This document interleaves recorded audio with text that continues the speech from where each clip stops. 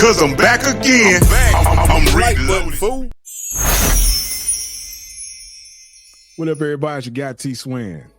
Welcome to the library, where the books are kept. Inside the books are the stories. My stories. Story time with T. And as always, man, if life got you twisted, or you want to get a little twisted, get twisted with Twisted Tea's Sweet Tea Whiskey.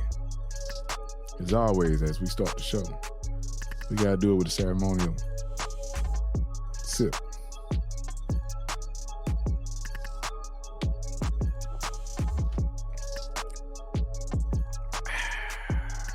That's good. Now let's get to it. My first record deal. So, man, I'm stationed in South Texas, but me and my brother, my boy Ben, we had started a group, man. Me and Twin was Double Trouble. Boy Ben, it was DT Click, Double Trouble Click, you know. And so, man, we had my family was affected by Hurricane Katrina, so I had got some Hurricane Katrina money. Your boy bought some studio equipment with it, right?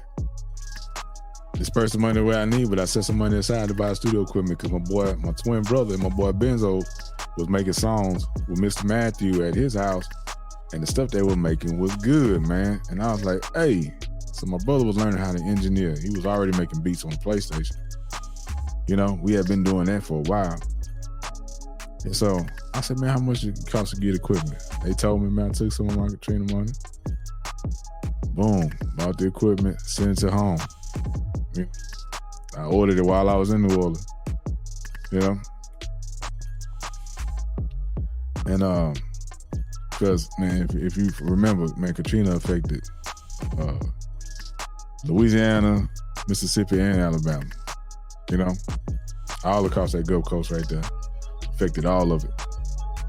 So my family was in Mississippi. And the day after the hurricane hit, I was in New Orleans. But anyway, so, man, I order equipment, I get it sent to the house. I say, hey, man, it should be there the next day. Boom. I call them, man, because I see the emails that has been delivered. Yeah, man, we got the equipment, man. We got the speed. We got the MIDI keyboard, man. We got the Pro Tools, man, the mic. We got everything. Everything they asked me to get, man, the monster cables, everything. I got it. I say, shoot, they jamming. Everybody keeps saying, let's get it. Let's do it. So, man, we get back to Texas, man. We start making songs. You know what I'm saying? We set up at the house. We make a song after song after song. We done made a gang of songs. And then I say, well, shoot, man, we got all these songs. Let's put a mixtape out. So, man, shout out to Andy. We went over by Andy's, man. Andy used to press all the CDs and tapes for Rap A Lot, Swisher House, everybody. Any Houston artists, he was the guy that was manufacturing the CDs, jewel cases, putting the artwork on it and stuff like that, the covers, you know what I'm saying, the inside covers. You know, a lot of people went to pen and pixel for the art, but Andy was the guy pressing the stuff up, you know? He was pressing it up. And so, man, we went to him. We know him. Shout out to Andy. And we pressed up a bunch of CDs, man. Got the jewel cases. Twin did the artwork. We put it together. We just sitting there. We just excited to have a product, like a project in our hands. Now it's time to get out there and sell it. You know what I'm saying? So, man, we hit the I was doing military police. So, man, shoot, Twin and Benzo, they hit the street. They slanging a mixtape. All the beats produced by my brother. You know what I'm saying? Using Reasons. He used Reasons program to make the beats. And so he did that. Every now and then we was throwing some we would rap over other people's beats, but most of the beats were produced by my twin. And so we were selling them $10 a piece, right? That's the price of a brand new CD back in the day. You get one at Best Buy, Circuit City, come out on Tuesday, it'd be $9.99. So $10, right? So I'm on base. I'm in Houston when I'm on my off days. We recording. We sitting around notepads. We going at concepts, ideas. Who come up with something and I don't like that. Be on like, man, I like that. Oh, that's tight. Just start writing. So I'm on the bass slanging mixtapes, right? I'm slanging them at the gate. I'm slanging at the gate. We had some homeboys, man. And shout out to Dollar Bill and them, man. They call it the guys that call it the future of the radio. So they had a mixtape out too. They had their CD out. And I remember this, man. Dollar Bill hit me up. He said, "Oh, this the project?" It was called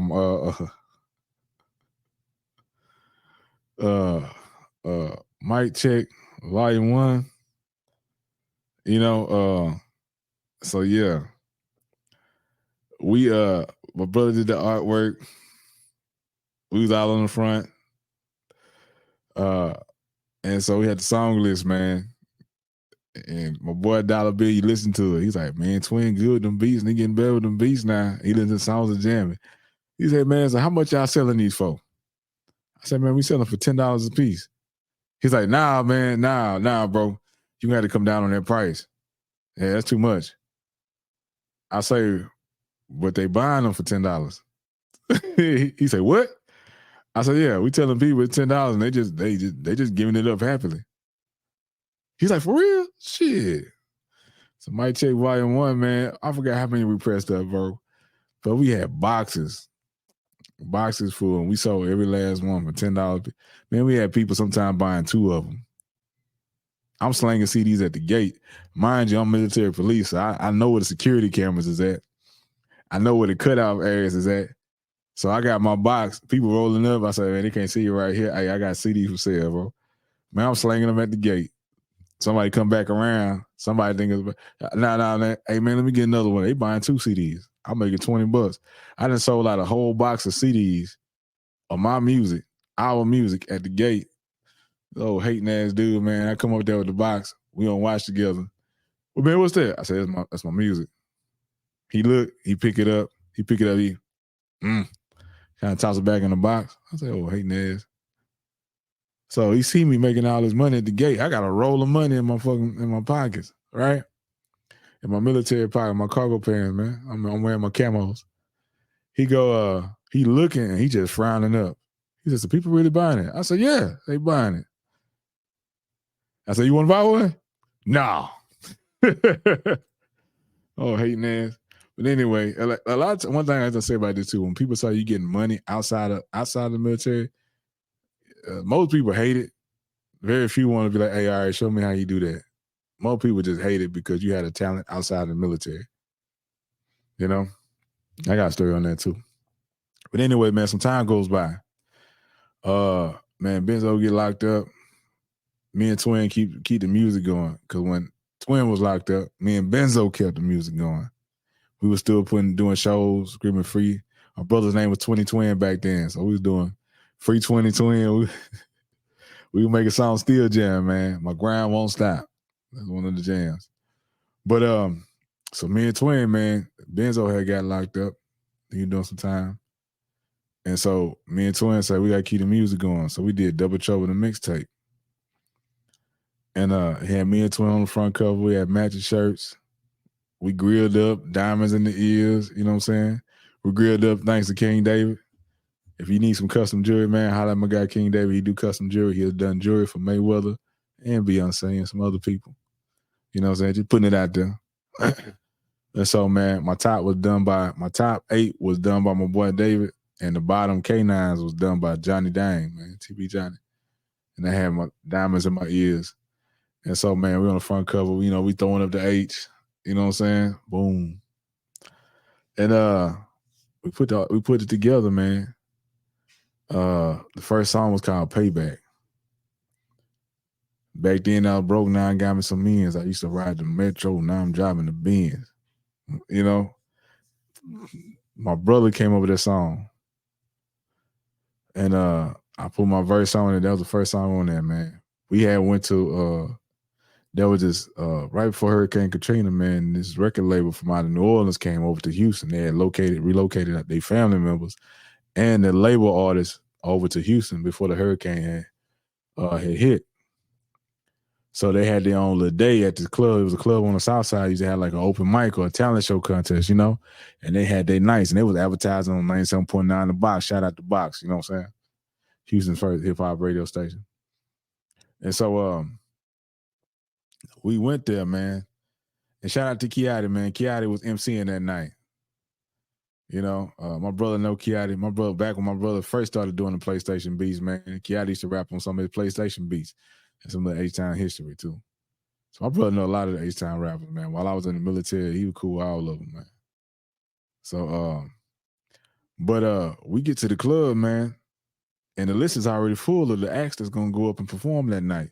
But Kiati is the MC, and my brother knows Kiati, right? So, what's up, twin? What's going on, man? So, I said, man, we trying to get on this list. I don't worry about it. I got you. So me and Twin, we the last act on now, even though our name ain't on the list. He got us in there. So we just happy to be able to perform that night because that was the mission. The mission was to go there, perform, and try to sell our CD. You know, so when we first got to the lady said, y'all too late. So I said, man, it's okay if I sit these CDs here and you just tell people they could take one on the way out. You know what I'm saying? We just wanted to get our music out. We still have a bunch of CDs that we could sell, but we just wanted to get the music out. You know? Tell them to take a CD with them. Man, okay, we left a stack of CDs up there at the window. They had a little window booth. You know what I'm saying? We got a chance to perform. Man, we come up there, man. They got DJs in there from 97.9. Me and Twin look like we already somebody. We got diamonds in our ears. We grilled up, shining, matching. It's like, damn, these boys already look like they made it. You know? So we get up there, man. The beat drop. Twin go first. I go second. Man, we kill that thing. They announced the winner of the competition. Me and Twin win the competition. We wasn't even on the list. We wasn't even supposed to be we wasn't even an original act. Supposed to be in the show that night. We come in there and win the whole thing. All right, the record label that's in there from New Orleans, the head dude, he walk up. He said, I like what y'all did right there, man. Y'all boys good. And y'all twins too?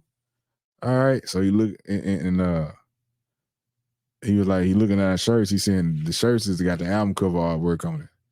Yeah, man, who did that? Shoot, man, Twin did the artwork. Twin produced, Twin made, Twin did the beat, Twin did these beats. Hey, man, let me go grab you a CD, man, so you can check out what we got. I go to the front. The lady at the front window, she say, hey, baby, after y'all perform, them CDs disappeared. I say, all right. All right, cool. I come back. I'm talking to old dude that run the label out of New Orleans. I said, man, I will give you a CD, but they all gone. Everybody took them. He said, oh, that's what's up. That's what's up. That's what's up. Man, well, holler at me, man. Here go my card. I got an office over here. Why don't y'all, man, y'all come stop by, man. We could, discuss some business. Me and Tim, we take the card. We like, cool, man. They all blinged up. He got the chain on with his initials on it. His brother got one. They got the Hummer outside wrapped. Got the Bentley outside. Got the Range Rover outside. We like, okay, that's cool. So we come back next weekend. We do another. We kill it there. And we win 2 weekends in a row. And then we see him out there again because it's his open mic, that he advertising. He's like, so what's up, twin? I say, hey, cool, man. We're going to come by the office. We come by the office. We kick it with him. Now the dude, man, he a little bit taller than me. I'm about 6 feet, 5'11 and a half, 6 feet. The dude's a little bit taller than me. He about 6'2". And he's supposedly a professional boxer or ex-professional boxer, But everybody there, man, we in the building. We off Bissonnette, so we on the southwest side. And he had the office. He had that whole little floor to himself. Man, he got the conference room. He got the studio in there. He got the weight room. He got his office, his brother's office, who's the vice president, of the label. And man, we over there hanging. Man, I seen Chopper Style up there, Cain and Abel. Hot Boy Ronald was one of the label artists. So yeah, man, we out there, we chilling around. Cain and Abel, man, because me and Terrell was twins. They were some of our favorite rappers because they was actually twins that could rap. There's been a lot of twins that came in and they couldn't rap. You know what I'm saying? But shoot, they could actually make some jamming songs. So we saw them come by there, man. We seen so many different artists coming through there. And we was going over there. And the first thing he did, he said, hey, come with me, twin. Y'all come on. So we go in the weight room. He kind of big dude, right? He bigger than us. Story is he had this in prison time too before. So he got 225 on the bench. He just hitting. He said, man, he did 100 times a day. Every day I hit 100 times, And so Get up under there, yeah. Let me see what you got there, yeah. Get up under there. So, man, shoot, I'm in the military, man. I get up under there, I'm hitting the 225 like it ain't nothing. Twin get up under, he hit it. He like, okay. He get back on there, hit it again. Let's go. He doing him another set. I do another set, Twin do another set. We keep going, so we kind of get like burnt out. And so, after that, we back chilling. He said, man, you like the setup? Yeah. He showed us some contracts, like, what do you like to offer? And me and Twin was like, we liked the atmosphere. We liked the people. You know what I'm saying? Seeing some of my childhood, kind of like rap heroes come through. That was cool. And we looked at the contract. I said, we're going to take it home and go over it. We'll come back. He said, all right, man, take your time with it, though. So we like, cool. We like, yeah, man, we go home and we looked at the contract. We understood what it said, but we was like, okay, it ain't all that, but it's going to get our feet wet in the game, and we're going to get a chance to see. We will finally get a chance to get into the music business, get some exposure. We're going to get our feet wet so we can see how this music thing is. We want this, right? And then the stipulations of it, we're like, if this don't happen, the contract is voided. If this don't happen, we up out of this. You know what I'm saying? Might not come out of the way, but we're going to get the experience, so we're going to know what to do better the next time. But at least we're getting in the game. One of the guys up there at the label, he say, hey, you know why he had y'all in there working out, though, yeah? He said, man, he kind of testing y'all. He trying to see where y'all strength at. He was like, because can't nobody else lift that stuff in here. Almost everybody else is real skinny. They are real skinny. And they always talked about guns. That's another thing, too. Like being up there around in the atmosphere, they had some cool people, man. And one of the cats, his name was Murder. And he was fighting some gun charges, too. So he was, fighting for his freedom. The dude was super talented, man, could rap his ass off. But this label was more than a label. It was a bunch of stuff up under that umbrella. So, like I say, man, most of the guys around there, man, they were skinny. None was out of shape. It was out of shape. Their conversation all the time was who's selling dope, who got shot, who getting shot, who got killed, who about to get murdered, who done it. You know what I'm saying? That was a whole conversation most of the time, all the time up there with those cats, those other artists. And so me and Twin, a lot of time, we would be the only two people that would be in the studio. You know what I'm saying? We'd be in the studio, man. And another one of our friends, he was an engineer for a time being. He would come with that engineer, man. I ain't going to say his name and put him out there. But, yeah, he built that. He know who he is. He built the engineering. And we would be the only ones in there working. Everybody else would just be, shooting the shit or talking about nonsense. Who got shot, who ain't get shot, who got killed, who about to get killed. So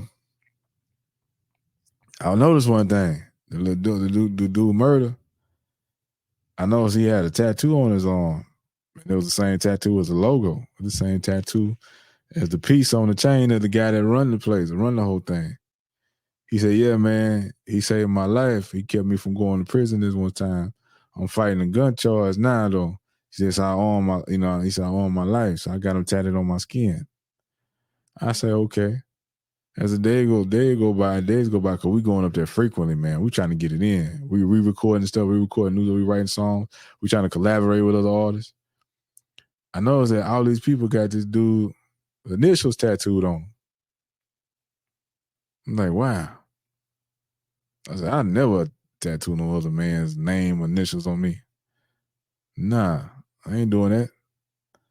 So there's a lady up there one day, because earlier that day, it was a company up there, a sports drink company, and they were trying to do some business with Deion Sanders. And then they was also trying to do some business with the owner of the label. So I'm like, man, he got big stuff going on up here.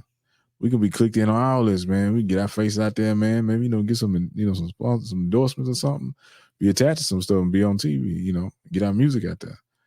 So there was a lady that came in. She fine. She had this business suit on. So I'm thinking it's another business deal going on because he got important people coming into his office trying to sell him something or get him to be a part of something all the time, right? So we in the studio recording, me, Twin, and my boy. And then the lady comes in there and sits down with us while we're recording our verses. And I'm thinking to myself, okay, sure, we got to go hard. We got to impress this lady. She might be some kind of record exec or something, you know? So she sitting there, we finish recording and she gets up. Old dude come and get her. And I'm talking to one of the other dudes, man. He was in there with us. I said, who's that lady? You think she liked what she heard? He said, man, lady? That ain't no lady. He said, man, you liable to come up here, man, she got something in every hole. In his office or in the conference room. He said, you can get some now if you want some. I said, what? It just blew my mind. Did I just hear what I just heard? Because I'm thinking to myself, that's some kind of high record exec, the way the lady carried herself. She looked like she was a business owner. She didn't look like a high-priced call girl, you know? So he's like, yeah, buddy, there ain't no lady. He said, you can get some right now. You want some? And it just like blew my mind. So kind of find out, he told her to come in there with us because his baby, the guy that owned the place, his baby mama had came, and she came back to check to see if he was screwing around on her. You know what I'm saying? So he told the lady to come in the studio with us, so it looked like she was there for us. So when the baby mama poked their head into the studio, she looked at us. I get it, what's up, while I'm in the booth, and she looked at the lady, and she gave a 9. She left. Because he could see everything that was going on outside. He could see the whole parking lot. He had cameras for everything. She jump in the car. She drive out. He's like, oh, she gone for good. She can get on the freeway. Okay. So, we go home that night. And I'm like, nah. I said, nah. I'm tripping. I ain't hear what I heard. So, some days go by. We come back up to the studio. I call him, my brother, man, you ready to go up there? Hey, it's cool. Me and Twin on the way up there. We up there. They got a lawyer up there. He said, everybody come on in. Y'all Twin, y'all come on in here. Meet our new lawyer. You got any gun charges, murder charges, and this the man to talk to right now. You got anything, man, it's the man to talk to right now. This our guy. Me and Twin like, we ain't got nothing to worry about. We ain't got nothing like that. But almost everybody else on the label was fighting some kind of charge. To them, that was like normal life. You know what I'm saying? To the people that was on that label, I ain't gonna say, that's normal for Louisiana and New Orleans, but the people that was on that label, that was normal for them. So, and what was crazy too is that when we did turn the contracts in, we signed the contracts, he was like, yeah, man, I did a background check on y'all, man. Y'all brothers look too clean. He said, y'all coming up here, man, with the mustache trimmed up, beard lined up, haircuts and stuff. He said, y'all too clean to make sure y'all wasn't the police. And I was like, I told him, I said, I am the police, but I ain't got no jurisdiction. I'm just military police. I said, I ain't got no jurisdiction, not no real streets. But I guess he did, I guess it kind of went by and he didn't remember it, because that pops up later in the story, right? So we up there, man. He got everybody lined up. We all in line. Everybody shaking hands and telling their issue with the lawyer. And me and Twin like, we ain't got nothing. Sorry, man, we ain't got nothing for you. Like, we shake your hand, though. It's cool to meet you. And went on about our business. And so one day, it's like 3 females up there. One of them is the chick that was in the business suit previous nights before. And so I come and I go in the office because I had to ask the head dude something real quick. And so the 3 ladies in there, and I asked the question. I said, hey man, one of the guys told me, he said, these ladies belong to you. I said, ain't this lady like she was some kind of business or something? He's like, nah, that's mine. That one mine too, and that one mine too. So he tell him, he said, show him. Now I told you earlier that all the dudes had this guy's initials tattooed on them, right? These women turned around, they unbuttoned their blouses, and they took the corner of their shirts and they pulled it down. They had his initials tattooed on their back. Each one of them. I said, damn. So it's real. He said, yeah, they mine. All of them. He said, but if you want some, Twin, you can get some. And I'm mad at the time. All the women bad. They all bad. But I was like, nah, I'm good. And so I go back in the studio, man. We was working on the song. He said he liked the song, but he wanted us to change the words around a little bit, put some different things in it. We was like, okay, cool. Because we were kind of talking about like having a good time while the song was talking about, having a good time while, you're struggling, but you're still having a good time. He was like, nah, we don't struggle over here, bro. I don't do that. So change the lyrics. So I go back in the office, at the end of the day to go ask him something. And then I walk into the office. His door was already open. I would knock on the outside, and then, the door already, I walk in. This dude getting a blowjob. He got one of the girls on her knees. He getting a blowjob. What's up, Twin? I walk in. I say, oh, whoa. I turn like that. I say, hey, man, I just need to ask you a question, but I'll just come back later. He said, nah, man, ask your question, man. I was like, so I asked the question. I still got my head turned. He's like, hey, man, you want some? I said, he said, hey, man, it's about to go down, man. So if you're scared or you love your wife, I suggest you leave the building. So he called the other two girls in the office because they were finna have some kind of orgy or something, right? And another female had showed up. And then his brother was talking to a female now, and they were trying to convince her, and she had her sister with her, convince her and her sister to jump in all this and have one big shebang. I say, yeah, man, I got to get up out of here. So me and Twin left.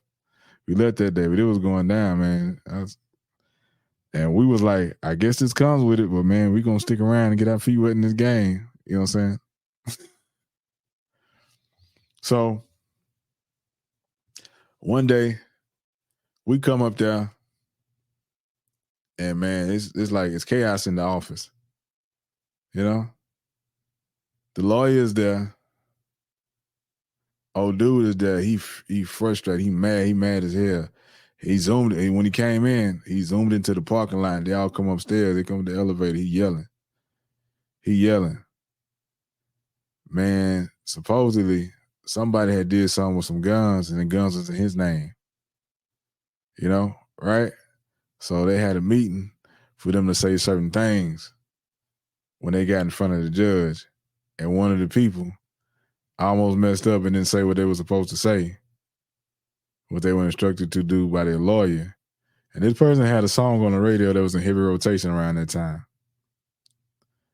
And so old dude put his hands on him. So this guy, the grown man, is getting cussed out like a little kid, and he's scared. He got a black eye. He got a black eye because dude put his hands on him at the gas station after they left the courthouse, prior to coming back to the office. And I'm like, what happened? Oh man, old dude, man, he almost slipped up and didn't say the right thing in court. He could have got us all to put away. I was like, I'm thinking to myself, well, I ain't got to worry about that kind of stuff. I ain't got no problems. All right. So we saw stuff like that.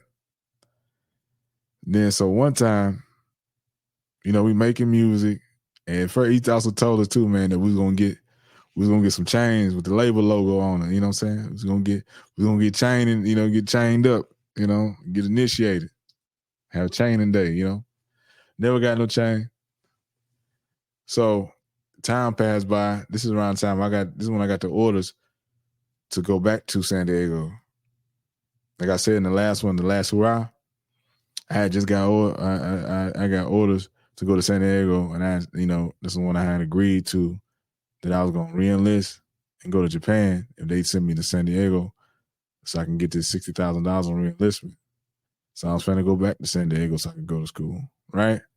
But the military gave me some money for travel, but I needed a little bit more money. So I came to, man, we had been putting in work, so I came to the dude. I said, hey, bro, I need a couple hundred to go on top of this, man. Can you spare it? I'll pay it back to you. You know? He said, yeah, no problem. So once again, the chick that was in the business suit, she's in the office on this day too. He tell her, you know, pull your checkbook out, write him a check for this much. You know, it was like $300-400. I just need a couple extra just to make sure travel there was safe, right? So she pulled out her checkbook and she write me a check, right? So I pulled my wallet out. My wallet had my badge on it, had my police badge on it. I put my wallet out of my back pocket. I opened my wallet up so I can put the check in there so I can go to the bank and cash it the next day, right? He said, what is this? Man, he pulls a drawer open at his desk. He puts a big old pistol on the desk, slams it down. He go like this. What's up, twin? So I look at him, I start laughing. Like I told you, I said, my dad said I'm crazy because when it still get bad, I start laughing. I started laughing. I said, man, I ain't scared of no gun. I see guns every day, you know? And I took my wallet and I turned. I say, bro, look. I say, what that say? I said, it say Naval Station. I say, man, I'm a military. I ain't got no jurisdiction outside of no military base. I said, I can't do nothing to you, bro. I said, I'm only on my shore duty. So I'm doing this for shore duty. I said, my job is to look for submarines, but I'm doing military police for shore duty. I can't do nothing to nobody. Ain't nobody. He's like, all right, I'll just checking. And he got the pistol. I say, man, I'm around guns all day, man. 50 cals, M60, M16, AR-15, 9mm, shotguns. I'm like, come on, man. M14s. Ain't nobody, man. Ain't nobody scared because you got a gun. I'm around them all day. I'm handling them all day. I'm cleaning them. I'm taking them apart. Because you got a gun, I'm supposed to be scared. All right. So he looked. And then, man, after that, I had to transfer. So I went on about my way. But my twin was still in Houston. And things died down. They started doing cleanup and repair in New Orleans. So the company went back. They took their family with them, but the artists that wasn't related to them, they got left behind. Most of them got left behind. You know what I'm saying? But nothing ever came of that contract. The contract was voided because they had a certain time frame where certain things had to be met and done. Contractually, on their side of the contract, wasn't nothing done. They didn't hold up the end. And it fell apart. You know what I'm saying? I think my brother went to New Orleans one time and did a concert. He did a show at a club or something like that with them. And then that was it, bro. But it was a trip though, because some of the, like, we got cool with a lot of people that was there at the label. And I live in Northside Houston. You know what I'm saying? I live in a home. You know what I'm saying? I built my home. We got this house built when I was like 24 years old. And so some of these people on label, man, they only been in the project. They ain't never lived in a home. So it was the dude murder, man. One time he could rap his ass off. So we told him, we said, hey, bro, come by the house, man. When the studio locked up here, you want to work on certain things, you can come to the house because we're recording at home. We come up here to try to we do it at home and then we bring it up here to try to perfect it, you know? He's like, oh, man, y'all doing this at the house? So he come by the house. He pull up. We gave him the address. He pull up. He looking like, this where you live at? Like, yeah. So this your home? I said, yeah. He like, man, where I come from, don't nobody got no house like this. Ain't nobody got no house this size. So he come in, man, everything clean, everything spotless. Fam asking, do you want something to eat? Do you want something to drink? He come inside. We come in the back master room. We got the microphone, everything little set up and everything. My brother going through the beats. And they just amazed, bro. Because they say where they from, they don't never see nobody live like this. Like I say, my pops from Fifth Ward. As a kid, I hung in the hood a bunch. We lived in Fifth Ward until we moved to the south, you know, and was in that area. And even after we moved to the southeast side, we frequently visited Fifth Ward, Third Ward area. You know what I'm saying? So I've been there. My grandma used to live in Clayton Home Projects in Houston. So I've been in the projects, you know? So it wasn't nothing for me to to be around people in the projects. You know what I'm saying? But he was like, man, we don't know nobody got nothing like this, bro. This yours. This your home. I'm like, yeah. And so it blew their mind because they had never seen nobody live outside of the projects. And if you familiar with Juvenile and Manny Fresh just did, Drink Champs. They got to do it. Say they do another one. But they said it. They said they got people that never left their block. They do all their shopping at the corner store. They do everything on their street or they hood, their block. They don't never leave. They ain't never left it. And he said one thing about Hurricane Katrina, it exposed them to the rest of the country. Like they saw how it was to live different places and different opportunities. So man, I wish them brothers the best. It was some good people. It was some good people on that label. I wish it would have turned out to be something because man, in this journey, man, it's been a bunch of fake people, trying to do this music. But yeah, that was my first time, man. First time with an artist deal or record deal. But she got T Swin. This has been Storytime with T. Tune in next week for another episode of Storytime with T. She got T Swin, and I'm out, man. Peace out. Peace, love, happiness, health, and abundance. Y'all be easy. And as always,